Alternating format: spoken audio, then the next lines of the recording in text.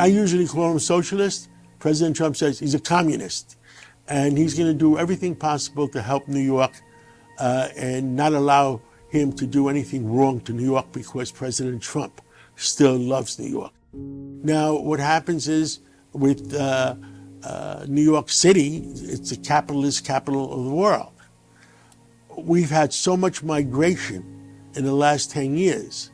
What happened in London? The migrants have taken over.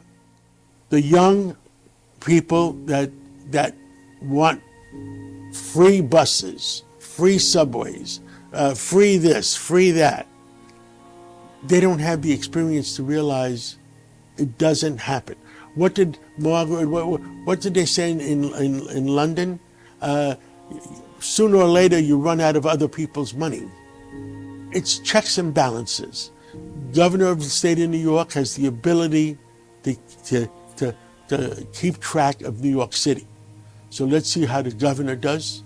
The President of the United States has the ability to hold back federal funds and the ability to make sure that whatever federal funds come to New York City, that are not spent badly. What we want, common sense. We want New York City. And he doesn't believe, my biggest problem, my biggest concern, law and order. He doesn't like the police department. He has the ability to put in judges that are not going to punish people that do something wrong. I don't care about minor offenses, but I don't want to have a city where you worry walking around. I can take care of myself. I worry about my family. I worry about my friends walking around and being accosted.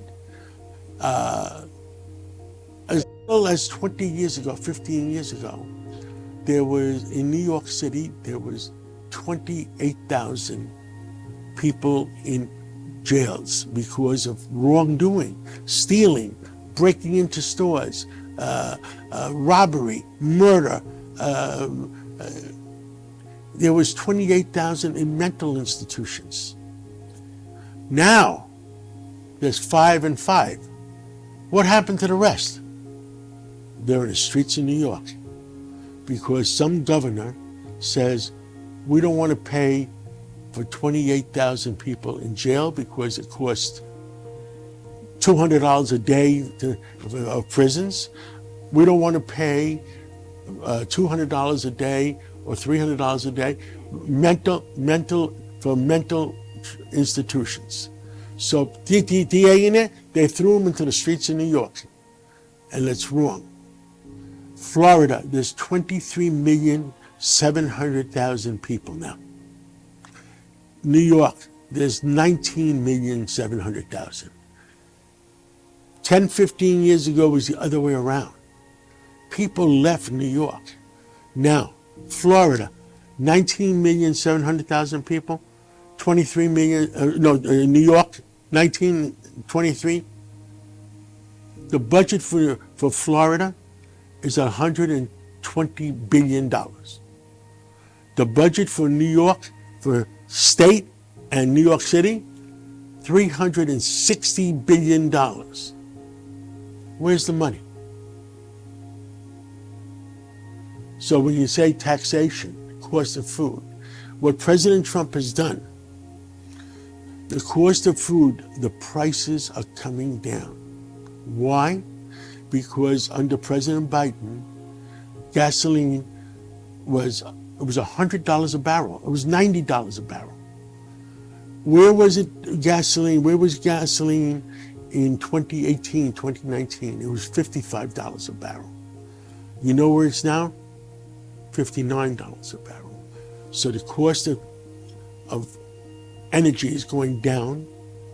And what happens is food, transportation, food will be going down. The Red Sea is still closed. The imported food has to go all the way around Africa. Why? Interest rates. Chairman Powell of the Federal Reserve, he hates Trump. He has raised interest rates and kept them up high. And new home sales, because people can't afford 30-year mortgages. People can't afford to buy a house. Under President Trump, he hates Powell. He's going to bring a new Federal Reserve chairman in April or May. He said it already. Interest rates, what were they before under Trump, his first administration? They were 2%, 3%. Guess where they're going to be a year from now?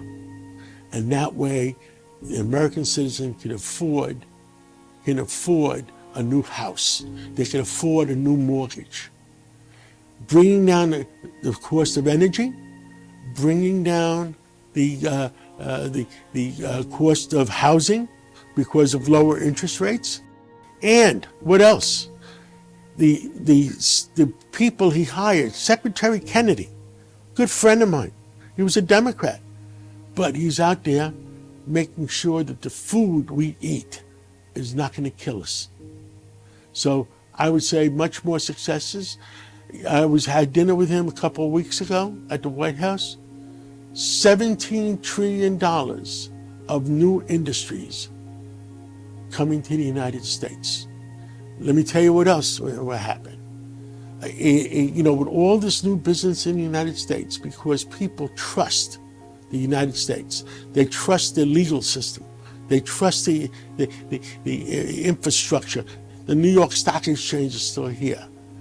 And the most important thing, so business is coming, energy costs are down, interest rates are going to go down.